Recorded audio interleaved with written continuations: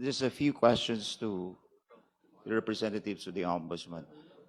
Kayo ho'y nagpresenta ng SALN, and what was presented by your office are those SALNs under your custody and the entries, the official entries in those SALN. Tama po ba? Yes, Your Honor. But that entries does not say whether there is a misdeclaration, untruthful declaration, or willful non-disclosure that will lead to unexplained wealth. Tama po ba? Your Honor, binasa ko lang po kung ano yung, at kinonfirm ko lang po kung ano yung nakalagay sa SALN. Honorable Garbin, I'm afraid but we are not allowed to raise questions which will go beyond what appears in the SALN.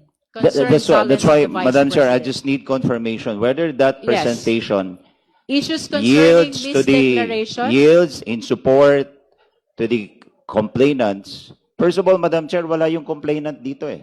I understand, but please limit your questions to And that's why I the want to ask contents of the sana yung affidavit. complainant Contents of the as SALN. to his allegation, because it was pointed out that the SALN was only part of a broader allegations of unexplained wealth. But as correctly pointed out by Mr. Marcoleta or Congressman Marcoleta, those SALN that was, or that we want to specifically pinpoint that have material misdeclaration or untruthful declaration was never attached in the first place We are in the not complaint. yet on that, Honorable Garbin. We are were only on the existence of the SALNs. we were already through on that. We already approved, voted on the ultimate facts and the sufficiency in substance. And the annexes provided in the complaint, Madam Chair.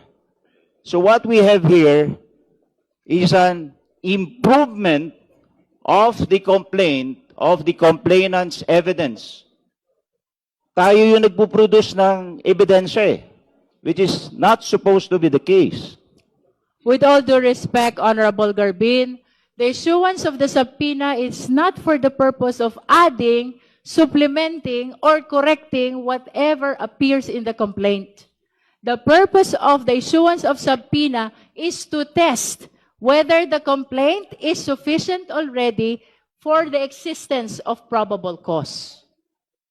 To But- aid the justice members in judging whether or not probable cause exists on the basis of the allegations in the complaint, including the attached document.